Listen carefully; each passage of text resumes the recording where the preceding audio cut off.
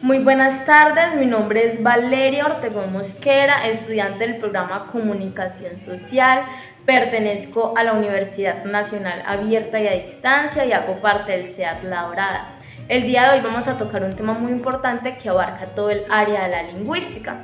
Vamos a hablar específicamente de las variables sociales y en este caso yo decidí hablar de la variable la procedencia, pero antes de iniciar a ver más adelante lo que es la variable la procedencia, voy a ponerlos un poco en contexto de algunos términos, que es la comunidad lingüística y la comunidad del habla.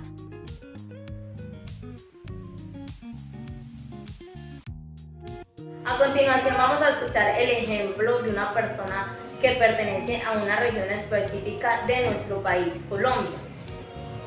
Muy buenas tardes, Valeria. El ejemplo que vamos a hablar en esta oportunidad es: pertenezco a una región del medio Magdalena, más preciso la región del municipio Puerto Boyacá, y pertenezco a una región llamada Aguas Frías, que es una área del municipio de Puerto Boyacá, departamento de Boyacá, pero es una área rural, no es del casco urbano.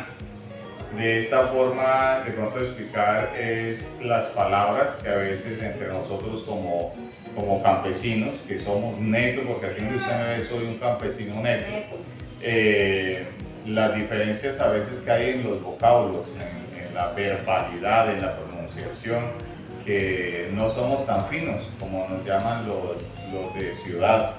Entonces, pero significa la misma interpretación, pero con diferentes dichos. Entonces son dichos que surgen en nosotros como campesinos, que no les ponemos a veces mucha atención cómo lo decimos, sino todo es entender. Entonces, por ejemplo, nosotros en el campo decimos, nos ponen mucho trabajo, como decir cuando somos niños o jóvenes y nos acosan un poco con oficios, entonces no digamos la mamá ni el papá, sino un jefe.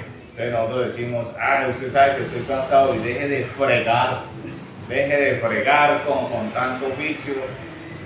Puede ser una palabra de esas. Y ese es el término de nosotros como campesinos. Pero en el término de esa misma palabra, en el área urbana, digamos del municipio ya lo habitable, entonces allá en lugar de decir deje de fregarnos tanto con tanto oficio, entonces allá van a decir, en el pueblo van a decir no moleste con tanta labor que nos colocan, ¿sí? Entonces es como la diferencia entre pronunciarlo en nuestra cultura, que no es una cultura generalizada, sino una cultura donde el que viene del pueblo sabe qué es fregar, y nosotros que vamos del campo a la ciudad también sabemos qué es molestar. O sea, que es algo muy conocido, sino que simplemente es como el ámbito o el entorno en que nosotros nos creamos, porque en el pueblo nos creamos como con unas palabras más finitas en cuanto a mostrar la educación.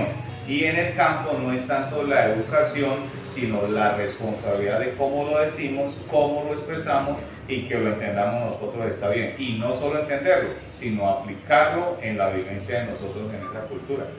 De esa forma. Bueno, ahí tenemos el ejemplo más claro e imposible. Muchas gracias. Estamos aquí con la señora Betty, que muy amablemente accedió a contarnos y a darnos un ejemplo de la jerga que ella utiliza normalmente en su vocabulario. Buenas tardes.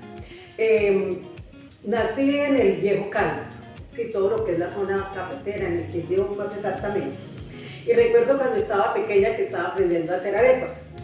Y de pronto estaba haciendo las arepas y se me descosiampiraban, ¿no es cierto? Las armaba y se me descosiampiraban.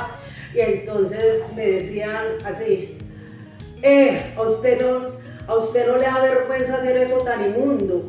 Me decían así: ponele curia a las cosas, ponele curia, hacer las cosas bien, no te da vergüenza hacer eso tan inmundo, tan terrible.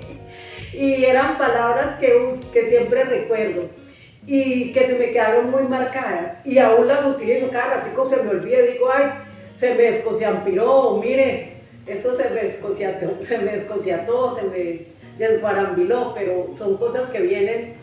Es importante saber que la señora Betty ya hace un buen tiempito no vive en su ciudad nativa, ya pertenece a otro municipio, y es interesante ver cómo esas palabras aún hacen parte del dialecto y del lenguaje de ella, que a pesar de que ella ya no habita en su ciudad natal, ella aún utiliza esa jerga.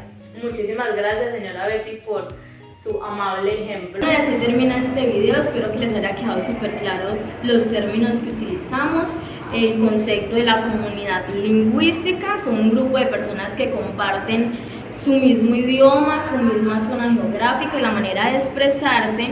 Ya tenemos luego la comunidad del habla, que son un conjunto de personas que comparten sus mismas reglas, normas gramaticales a la hora de utilizar el lenguaje, y por supuesto lo más importante de este tema principal, que son las variables sociales, en este caso la procedencia. Y espero que con los dos videos de las entrevistas a las personas que accedieron a hablar un poco más de dónde proviene su jerga les haya quedado claro este tema. Muchísimas gracias.